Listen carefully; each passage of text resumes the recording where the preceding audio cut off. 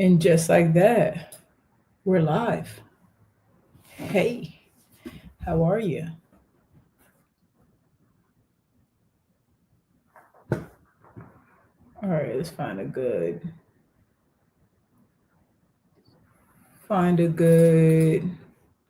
little intro video. Give everybody like 3 minutes to get set up. Let's do that.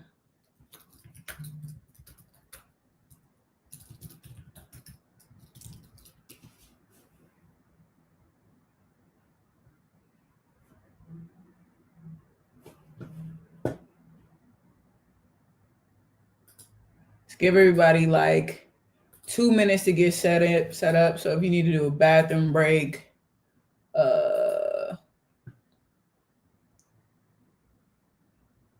whoa. Sorry, I've never seen that before.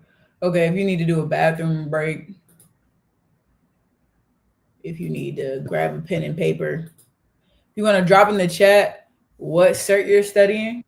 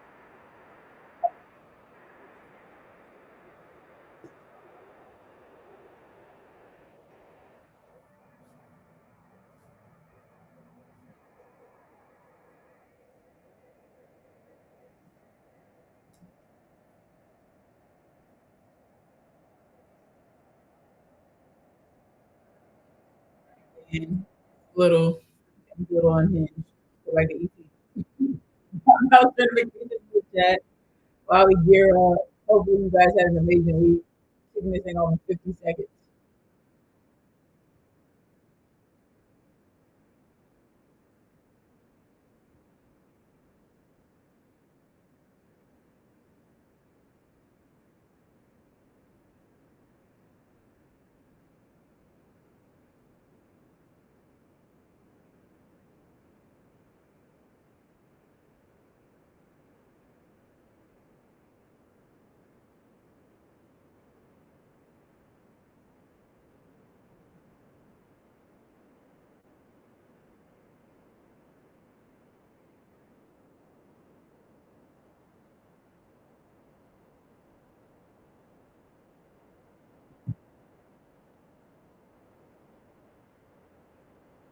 Great. Let's get to it, guys. The work starts now. Seeing a lot of AZ 900s, and that aligns with what we RCP for. So let's go ahead and get straight into it. Feel free to drop in the chat how y'all are feeling, how studying has been going. If you feel like you're ready, right? You all probably have 1 to 2 more weeks, depending on when you signed up to take your exam. We have people passing certifications as we speak. Don't allow that to put any pressure on yourself, though. Run your own race, learn at your own pace. Everybody, absorbs the cloud in different um paces. Sorry guys, I don't know why we just lost the screen, but cool. All right, let's get into it. We're gonna go through these questions together, see what we can do. So I think since we're getting close to the time that we're gonna take our exam, I think it would behoove you to maybe start taking some of the official practice exams and kind of coming up from air, and then based on how you're scoring, that can help you with where you should study, right? So I am on the MS Learn website. I will drop this in the chat for you guys as well, for you guys and gals. So you have that practice assessment link directly from the website. It's going to tell you exactly what you are going to be quizzed on or examined on, or like what topics and skills you're expected to know. So let's scroll all the way down to the bottom. Now, I did do a previous attempt of this exam before we got on here because I wanted to see the question specifically for AZ 900, but you guys know the drill. Let's get straight into it, right? So question number 1, which 2 attributes are characteristics of the private cloud deployment model? Each answer presents a complete solution. So we can approach this with multiple selections. Which 2 attributes are characteristics of the private cloud deployment model? So we have A, applications can be provisioned and deprovisioned quickly. We have B, hardware must be purchased. We have C, organizations only pay for what they use. And then D, A, B, C, D. It's been a long day. The company has complete control over physical resources and security. So drop in the chat which 2 you think are characteristics of a private cloud deployment model.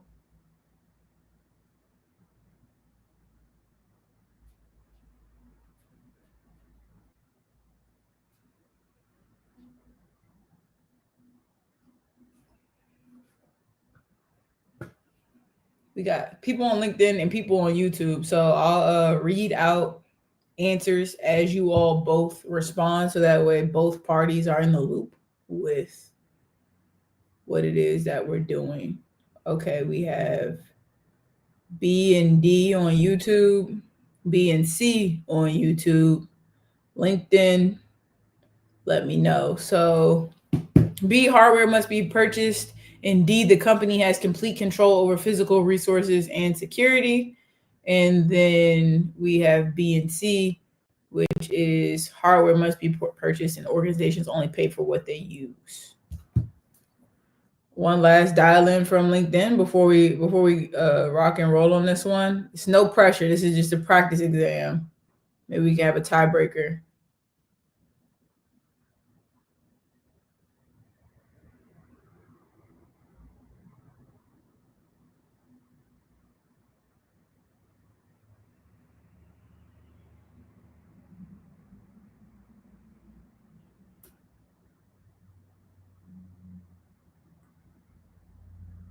All right, y'all. Cool. All right. Well, let's lock in. I'm going to go with B and C just because D has a lot of similarities to B. So let's lock in on that and check our answer. Cool. All right. Now, the thing that is awesome about the MS Learn site, and this is why I wanted us to do the practice exam here instead of the YouTube videos, is you can check your answer if you want to. It'll tell you which one is the right answer. And then it gives you a brief description of the answer. And you can even click the documentation to learn more about it specifically. So it's a lot more targeted than when we were doing the YouTube videos last week. We had to listen for the answer with that person. So shout out to In the Tech Clouds. B and D is correct. So, all right, question number 2. We're going to keep the momentum going. What are 2 basic services provided by all cloud providers? What are 2 basic services provided by all cloud providers? Application development, co-location, compute, and storage. So we have A, application development, B, co-location, C, compute, and then D, storage. Let's shake it off. And actually, we can go through and read the answers after we do the check answer. I didn't mean to speed through that so fast.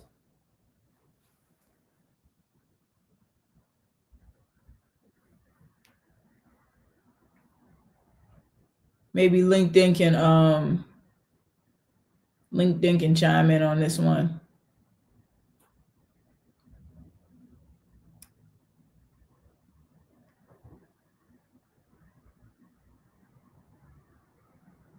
I feel like I need some background music. Okay. LinkedIn has compute and storage. LinkedIn is going with not B, C and D, compute and storage. So for those of you who might be struggling, we'll throw out a little hint, right? Compute is going to refer to things like your virtual machines, containers, things that, process resources. And then storage is exactly what it sounds like, right? But if you're struggling with compute, that's kind of what that terminology means. All right, cool. I think we're unanimous on this one across LinkedIn and YouTube. So let's lock it in. C and D. Everyone's saying C and D. Okay, we got the momentum coming. And even if you get it wrong, guys, like I said, this is a safe space, right? So all cloud providers provide compute and storage services. Co-location is when a business rents space in a shared physical data center. And then, of course, we know what application development is, right? That's the responsibility of the customer to go out and build their application, typically done in-house or through a third party. So just keep going. All right, cool. What are two characteristics of the public cloud deployment model? Each correct answer presents a complete solution. So two characteristics of the public cloud. Last time we had private cloud, right? So A, computing resources are used exclusively by users from one organization. Hardware is physically located in an organization's on-site data center. Servers and storage are owned and operated by a third-party cloud service provider. Services are offered over the internet and are available to anyone who wants to purchase them. So we'll just approach it like A, B, C, and D, so y'all don't have to type out two different sentences. But which two characteristics of public cloud deployment models?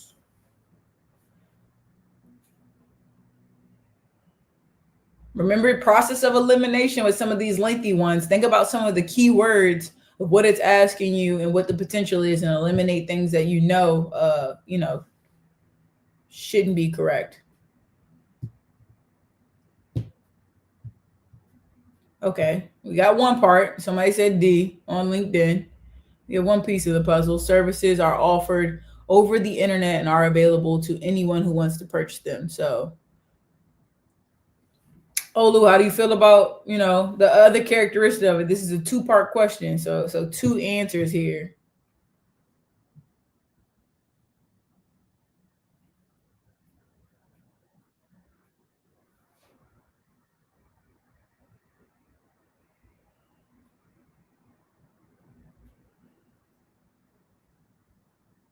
YouTube, you guys got quiet on me.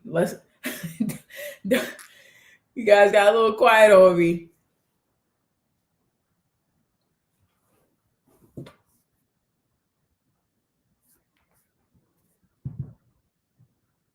I would play some music, but since this is streaming on YouTube, I don't want to get a copyright ding, and I didn't find some copyright-free music.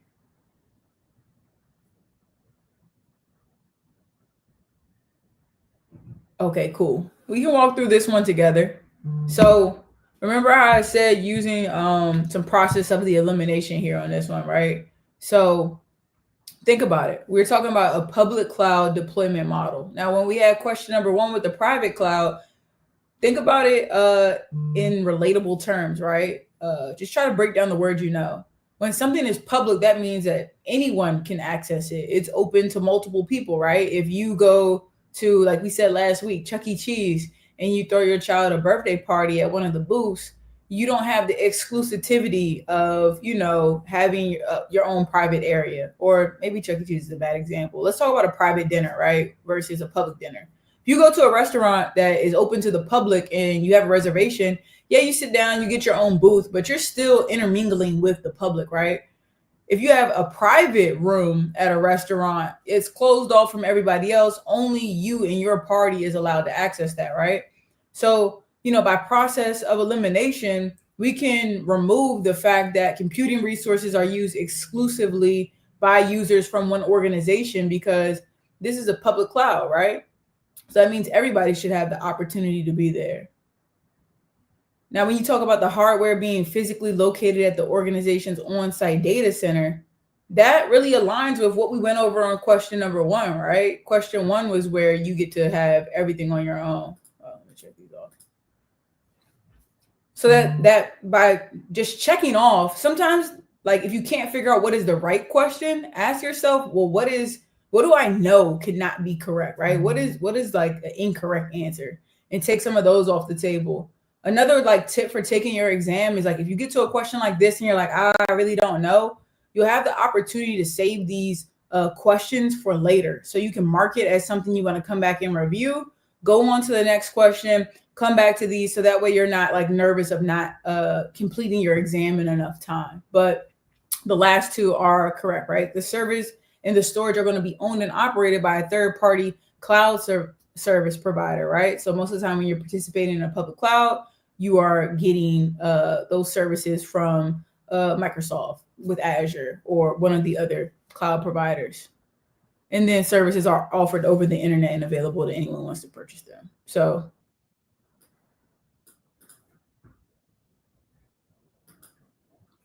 let's bounce back with question number 4, right?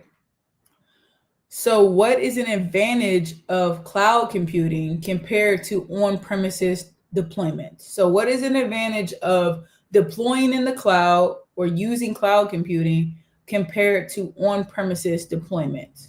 Is it A, you can scale more quickly? B, you can work from multiple workstations? C, you have full access in case of an internet outage?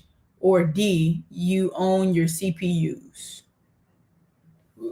We're off the multiple choice, right? So we got a 25% chance of being right here. So let's get some answers flowing on this one. And if y'all see me looking off to the left, you guys are over here, but the camera's over here, so it's like a weird setup. But okay, YouTube is saying A, you can scale more quickly. They're unanimous on A. LinkedIn, no pressure. Okay, you can scale more quickly. I wish I could talk to you guys so I could like ask you all like, why are we landing on A? But it's all good. Yes, you can scale more quickly when you are in the cloud versus on-premise deployments, because as we know, in the cloud you can set up rules to scale up or scale out based on certain thresholds, and it'll automatically create those resources for you, which is something that you don't necessarily have the opportunity to do with on-premise deployments, on-prem deployments. So let's select the answer that, well, first of all, kudos to y'all. But let's select the answer that correctly completes the sentence. Increasing compute capacity for an app by adding RAM or CPUs to a virtual machine is called what? And I might have slightly given this away on the last one, but A, disaster recovery, B, high availability, C, horizontal scaling, or D, vertical scaling. Okay, LinkedIn might be delayed with their answer. They said A, but that might be for the last one. So let's read it again. Let's think through it. Increasing compute capacity for an app by adding RAM or CPUs to a virtual machine is called what? Disaster recovery, high availability, horizontal scaling, or vertical scaling. Okay, YouTube has D.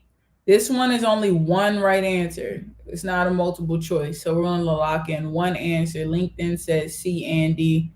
Let's see what we got.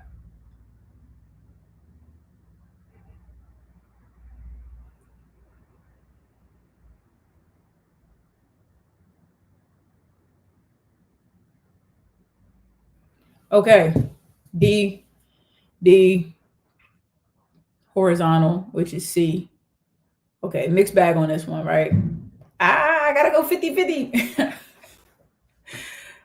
I gotta go 50-50. Let's see if we can get one more tiebreaker since it's kind of tied right now. If not, I'll just pick the answer.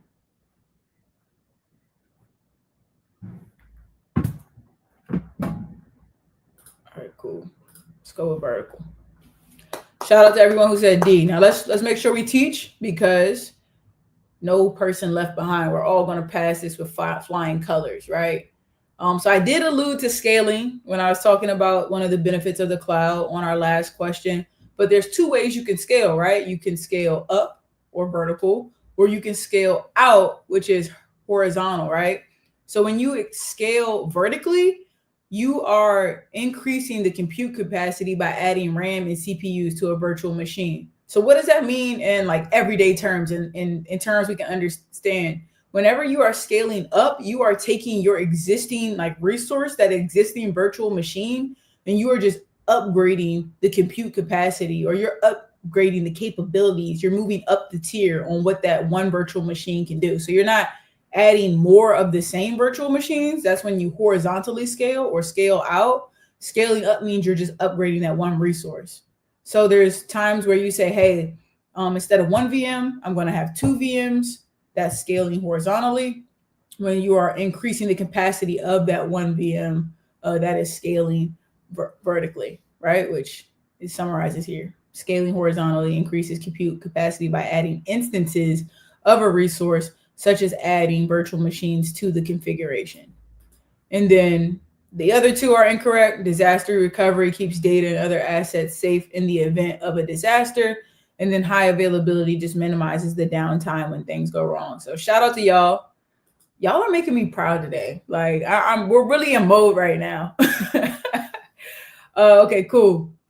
So let's select the answer that correctly completes the sentence. So deploying and configuring cloud-based resources quickly as business requirements change is called blank. Deploying and configuring cloud-based resources quickly as business requirements change is called what? A, agility, B, elasticity, C, high availability, and D, scalability.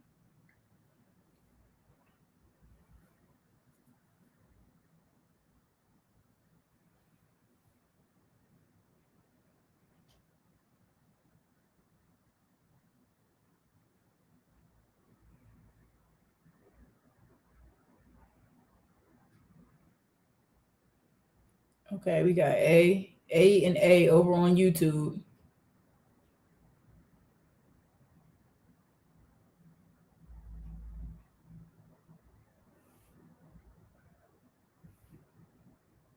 A and A over on YouTube. We'll give LinkedIn 60 seconds before we lock it in.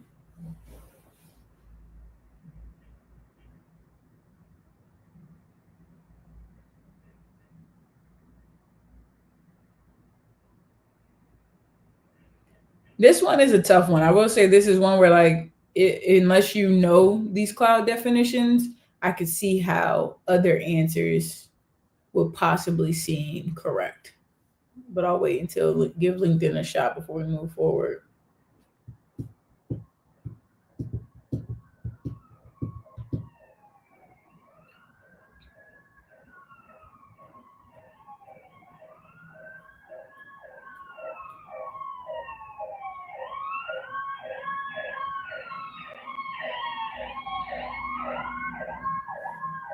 Okay, cool. A, agility. Shout out to you all. Shout out to you all. So agility means that you can deploy and configure cloud-based resources quickly as app requirements change, right? So for all my athletes or former athletes out there, think about what it meant to be agile or to have agility, right? Typically it was associated with like if you're running in one direction, you could quickly pivot and run in another direction.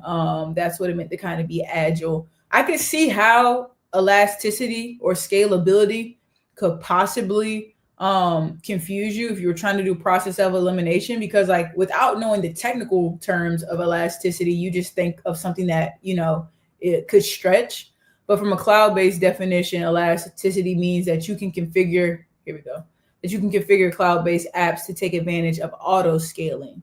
So apps always have the resources that they need. So elasticity, stretching, scaling. That's how we're going to remember that. Now, scalability is going to throw a wrench in all of our plans, though.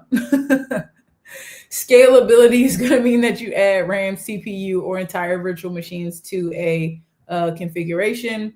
And then high availability means that the cloud-based apps that can provide a continuous user experience with no apparent downtime, even when things go wrong. So for those of you who are going through this for the first time, it's okay to check your answers along the way. As you all get closer to your test date, I recommend not even checking your answers, so that way you're not getting definitions, right? Because if you saw the definition of high availability on the last slide, then you would have known to, what that means and exit out here. As you get closer to the exam, try to go straight through and you can check them at the end. Also, pause. Let's take a break from the questions. I want to say kudos to you all, actually. Some of my coworkers have actually come up to me and said kind of positive things about these segments and what you all are doing. And they see, the post about you getting certifications and, taking your labs. So I really want to just say shout out to you all for making everyone proud and just kind of like recharged about what it's like to be on your cloud journey, whether you're new here or scaling up in your skills. But all right, cool. All right, cool. Question 7. So increasing compute capacity for an app by adding instances of resources such as virtual machines is called A, disaster recovery, B, high availability, C, horizontal scaling, or D, vertical scaling. You can tell when I get excited because I don't talk clear.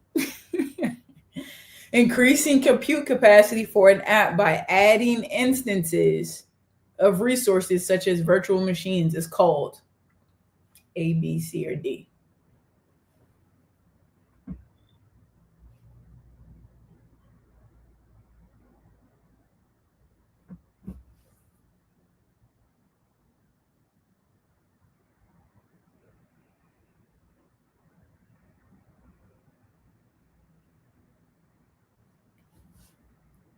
Horizontal scaling. We have B, horizontal scaling on YouTube.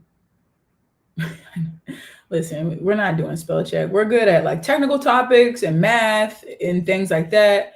English, it's all good. Horizontal scaling.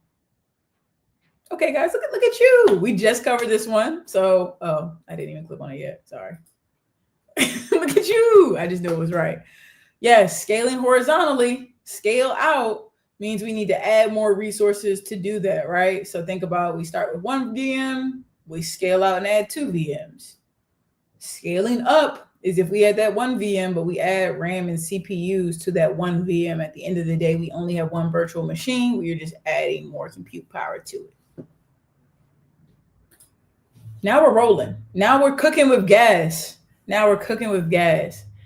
So what is high availability in a public cloud environment dependent on? What is high availability in a public cloud environment dependent on? Is it capital expenditures? Is it cloud-based backup retention limits? Is it C, the service level agreement that you choose? Or is it D, the vertical scalability of an app?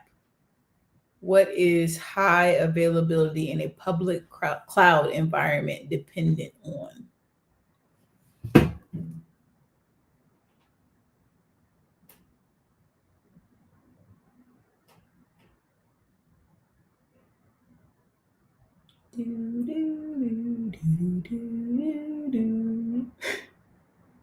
Let me leave y'all alone.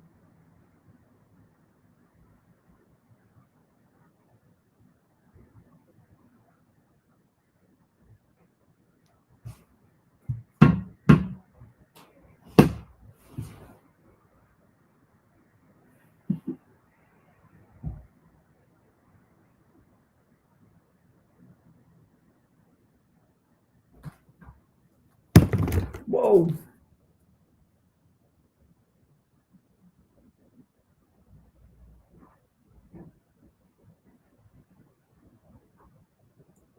So we're going with D, scalability.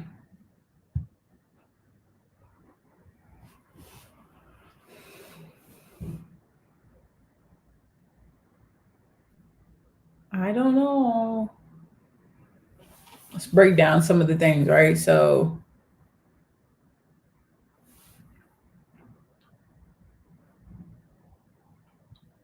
capital expenditures, right? So let's maybe approach this one with a little bit of elimination, if you will, right? So first thing that we have is our capital expenditures. We went over this last week, but I don't expect you to retain it because it was a bit dry. But CapEx and OpEx, right? So our capital expenditures are the funds used to acquire or upgrade and maintain long-term assets like our properties. We have our cloud-based backup retention limits. So that is how long we are retaining our data in the cloud, which I wouldn't associate with high availability, right? High availability just means that this thing needs to be accessible with limited downtime, and you retaining my data doesn't help me from an availability standpoint. That would be more so from a disaster recovery, right? So I think we could all agree we could throw out B. B is one we could probably scratch off. Now the SLA, the service level agreement that you choose. Now there are different SLAs depending on what tier of product you are using. Like if you're using some of the free tier services, that's just really for testing purposes.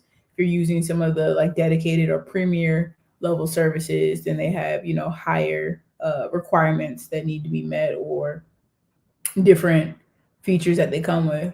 But the vertical scalability of an app, right? That's what you all keep coming back to is scalability D. We talked about that. That is, when we're upgrading that resource, so that one VM, but we're adding more compute power to it. So this one was a tough one. I'm not gonna lie, I don't really like this one because you wouldn't necessarily know that it was SLA. I could see why you'd be drawn to scalability. So this is one that you'll definitely have to focus up on and go to this Microsoft Learn doc about.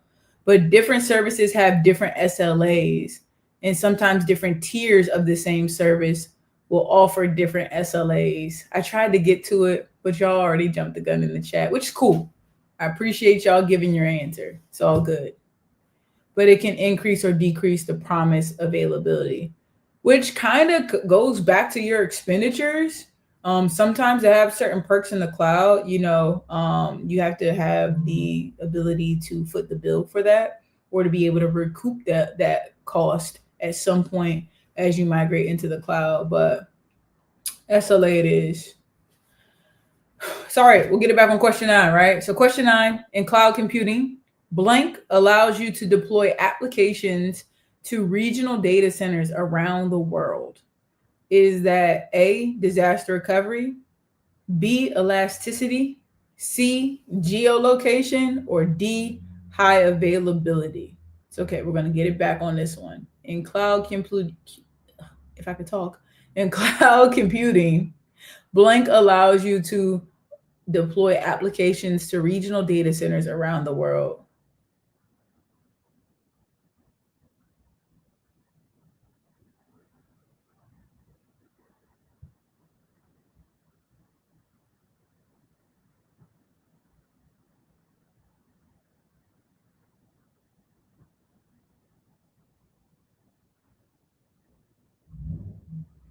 Hope you guys aren't nervous to answer. It's okay. It's just us here. It's just us here getting all this right or wrong together.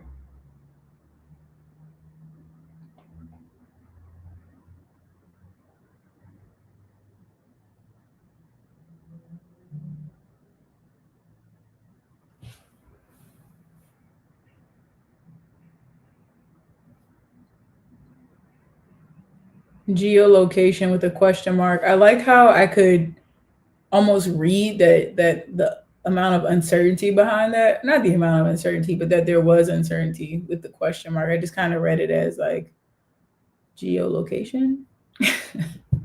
Not laughing at you, laughing with you, because yes, it's like that sometimes. Let's see what our friends think.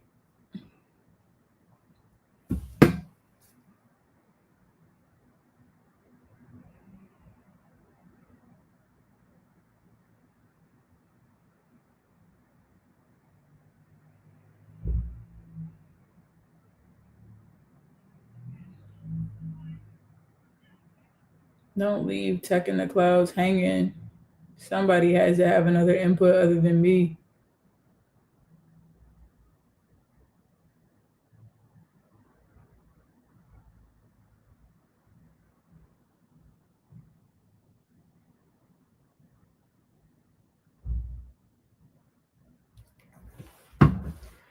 Somebody, anybody. In cloud computing, blank allows you to deploy applications to regional data centers around the world.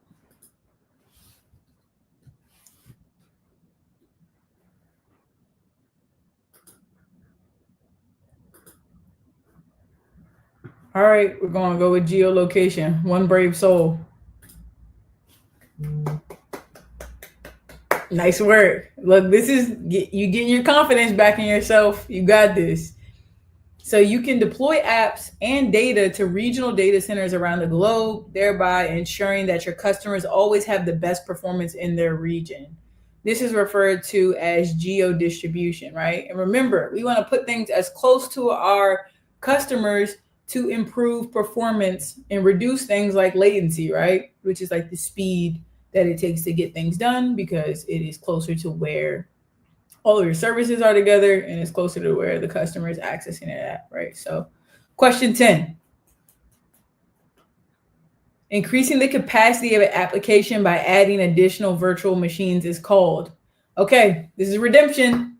We've seen this question in different formats like 2 times now, so third time is the charm. We got A, agility, B, high availability, C, horizontal scaling, and then D, vertical scaling.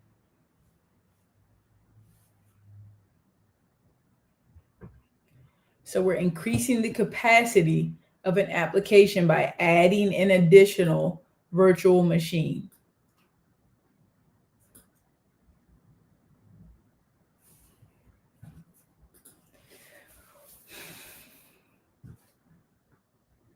Okay, locking in on C. Okay, LinkedIn and YouTube, we're back in motion now. We got both platforms, horizontal, C.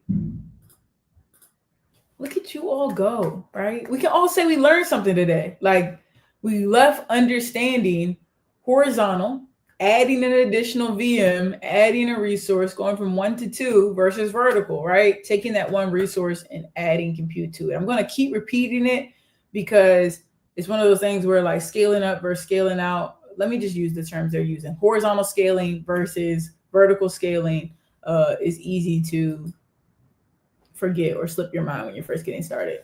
But let's move to our favorite acronym, IaaS and PaaS and PaaS and SaaS.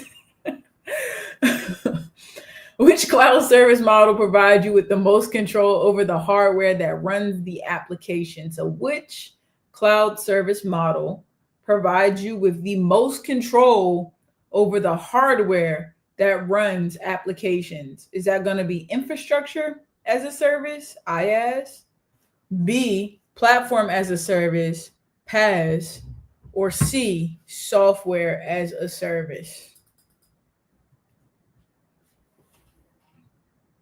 Oh, that was not me giving a hint at all. That was just me randomly clicking around.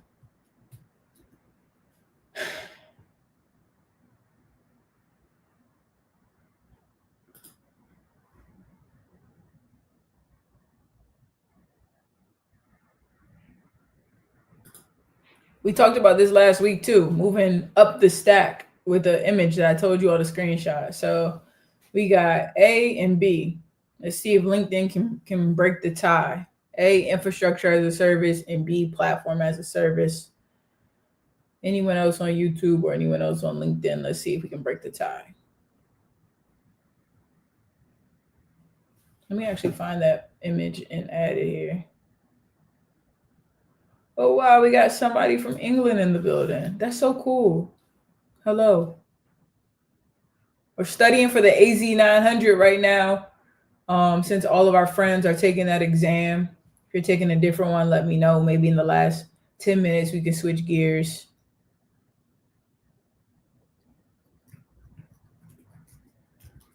Let me find this image real quick and talk about it again. Okay, IAS, which is A. So we got 2 for A and 1 for B. We're going to go with A, and let's see what it says. Sweet. Look at you all go, right? So this image right here will help you remember, hopefully, like ingrain this one in your brain. Hold on, I didn't add it in yet. There we go. Boom. This image right here will help you remember the responsibility, right? Now let's go back to the question. Which cloud service model provides you with the most control over the hardware that runs the application, right? So on-site is on-prem. That is where you are responsible for everything up the stack, right? The next step from that is IaaS, or infrastructure as a service, right? And as an IaaS, the cloud provider is going to manage all the underlying hardware, like your servers, your storage, your networking, virtualization, but you have control over the operating system, applications, and data that will be hosted on that infrastructure. So you still get a little bit of control, or you still get to manage some of that. Right now with PaaS, they provide even more, right? Your service provider is managing even more. You're only going to be responsible for the application and the data. And then as a SaaS, your service provider fully manages everything up the stack. So take a screenshot of this, try to kind of cram that in your brain as you have information overload. But yeah, I think IaaS and PaaS probably give people the most headaches or like confusion when they first start out. SaaS is typically a little bit easier to remember that is the provider doing everything. But I've learned that like infrastructure and platform, I guess because they kind of sound somewhat similar, they get confused. But cool. Which type of cloud service model is typically licensed through a monthly or annual subscription? Infrastructure as a service, A, B, platform as a service, or C, software as a service? Which type of cloud service model is typically licensed through a monthly or an annual subscription? IaaS, PaaS, or SaaS?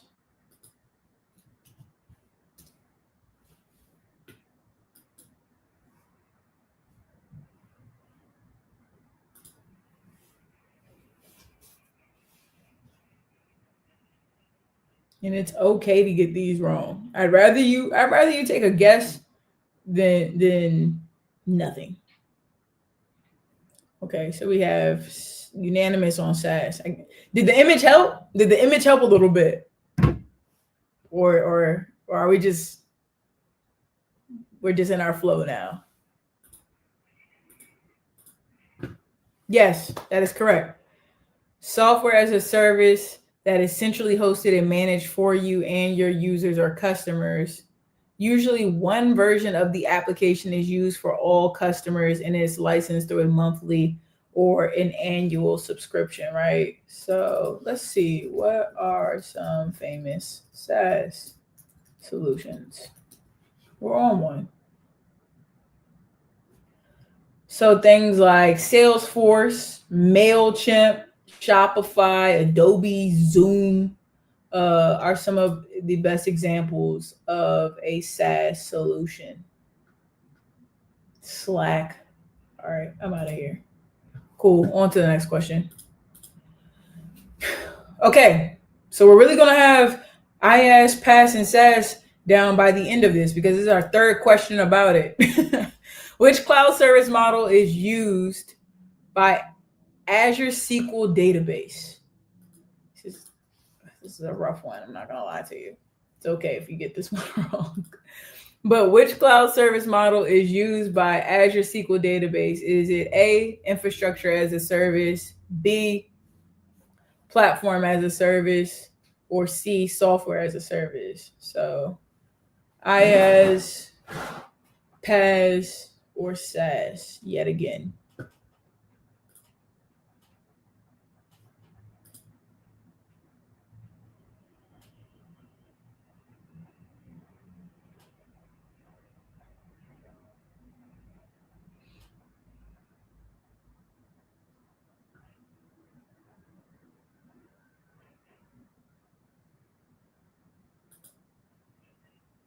Okay, we got B, platform as a service. We're moving and grooving now. I really thought we were going to be able to answer like all 50 questions on this stream. I'm kind of sad we can't see our like overall score together.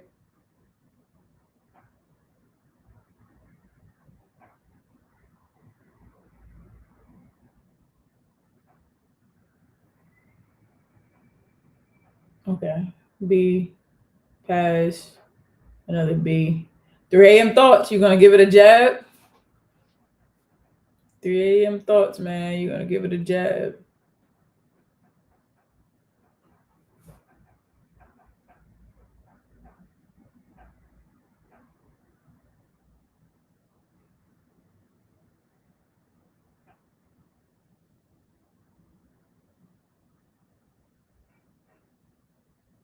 All right, cool. Maybe took a little break. All right, let's go with pass B. Yes. Azure SQL Database is a PaaS database service, right? Azure SQL Database is managed by a cloud database service that provides a fully managed SQL Server database engine based on the latest stable enterprise edition of SQL Server. So yes, it is managed, a fully managed cloud database service. Shout out to the home team. Okay. What uses the infrastructure as a service cloud service model? So all of these listed, well, let me not say all of these listed, but these are various services that Microsoft provides. So we have the Microsoft O365 suite as D. Let me read them in order. A, Azure App Service. B, Cosmos DB. C, Azure Virtual Machines. Or D, Microsoft Office 365, which uses the IaaS, infrastructure as a service cloud model. Think about where it sits on the stack.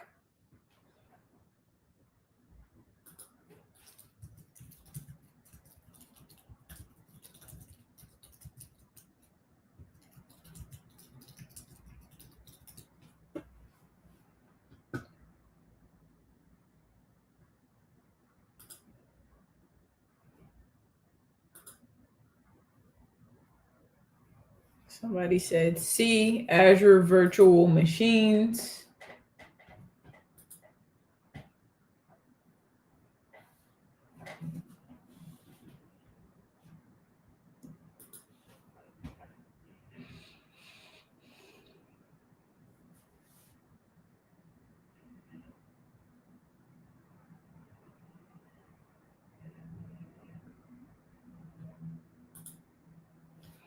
Anyone else?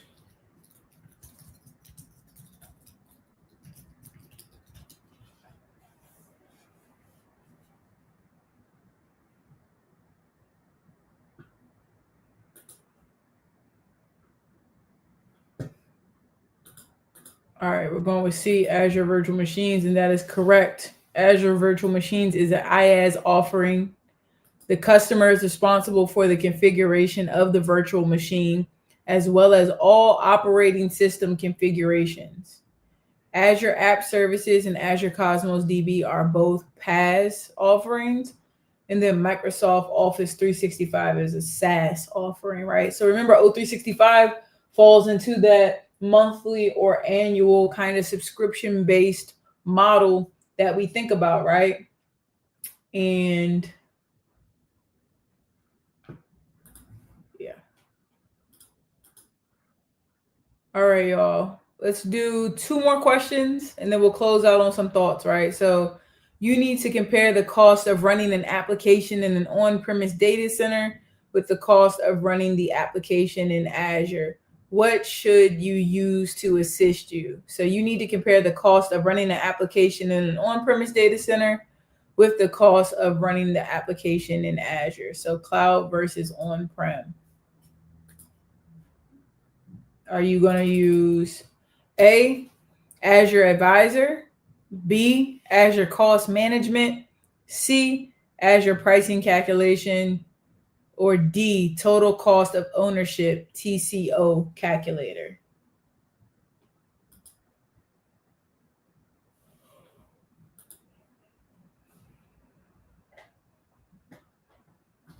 One more question after this and then we'll wrap up.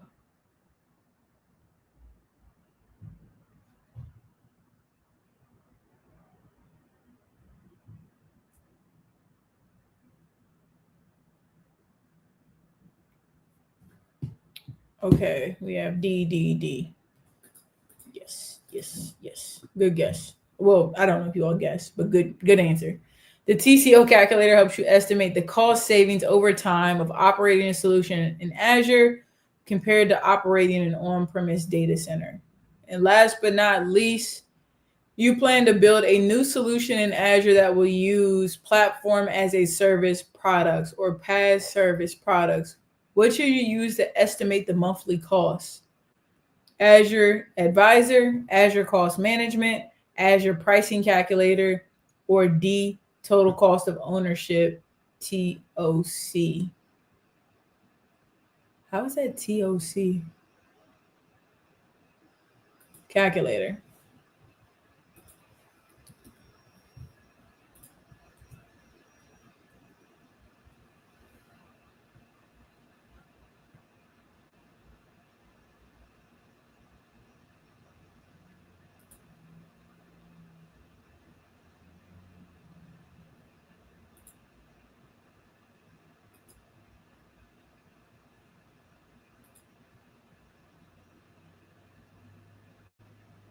Okay, we're doing TCO again. We're going with D. Azure Pricing Calculator, right? So the Azure Pricing Calculator allows you to estimate and configure according to your specific requirements. You will then receive a consolidated estimated price and a detailed breakdown of the costs associated with each resource you added to your solution. So make sure you all know the difference between those two different calculators so that way you all are not tripped up on that. But overall, very solid study session. Super proud of you all. Some key takeaways are to go back and study, whose responsibility is what as you move up this stack. Remember some of these different calculators, the differences between scaling up versus scaling out, high availability, disaster recovery are really some of the key things we touched on today specifically. Oh, you all did get the answer right. Sorry, I was looking at your old answers. My apologies. Last but not least, don't forget that we do have this working repository for the Azure 30-day DevOps Challenge. Not only are there some free Azure labs built out by yours truly that you can follow along with to build out some cool things using some NBA and NCAA data. But also we have some study guides underneath of Azure certs located here. If you all identify anything that has helped you study, please create a pull request and we will add that information in, or I will add that information in. I've gotten a few PRs already and it warms my heart to see everyone collaborating together. But cool. If there are not any other questions, I've had a blast studying with you all. These sessions are super fun for me. Not only to like go through the process with you all, but just to continue to brush up and stay abreast on some of these things, no matter what level it is, if it's deep technical or the introductory stuff like this. But I'll hang out for some questions in the chat. If not, I will see you all in the cloud.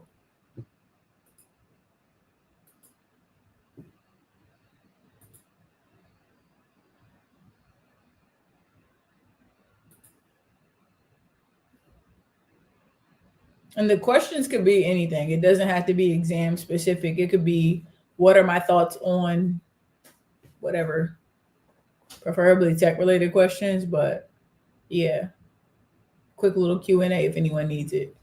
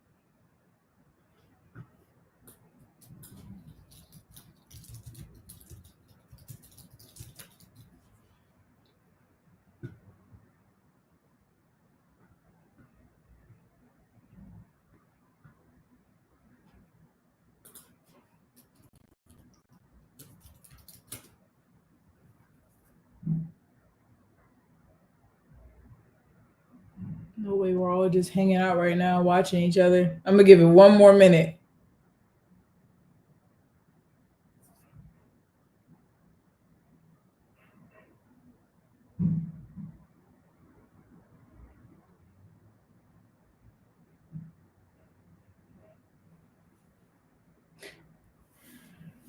Yeah, of course. I appreciate you all tapping in. It's fun on these interactive sessions, especially since I met you all on Discord and here we are studying together. So it's been pretty cool.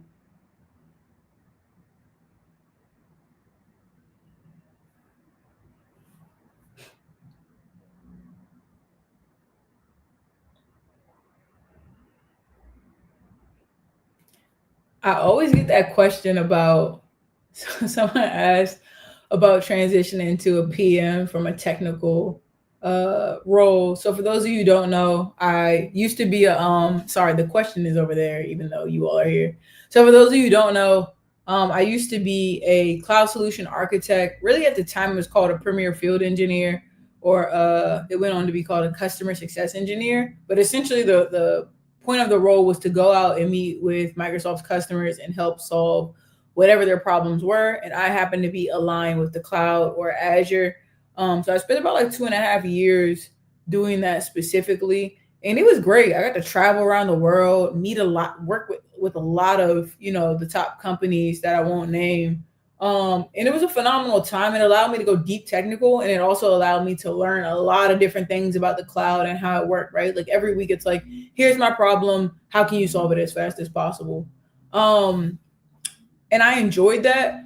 But what I really enjoyed the most was like influencing or impacting the products directly, right? So when you're a customer facing engineer, like you have a lot of opportunity to like deploy solutions and sorry, not deploy solutions, to provide solutions and build things out. But when you actually work with the product group, you get to work with like features and things that help the product actually evolve.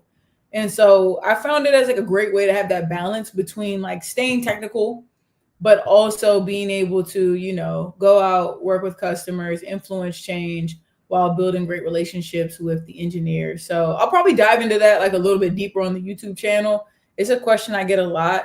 But yes, there are PMs who are still technical. I was actually working on like a PowerShell script today. Honestly, some of the best PMs that I work with are technical. So, PMs need love too. But yeah, y'all, we are right at the top of time. I'm glad you all got some value out of this. I'm going to head out. I'll see you all in the cloud. And please let me know as you all pass your exams. I'm so excited. I'm getting tagged in a few already. And I know we're going to have 50 certified engineers at the end of this. So let's get it.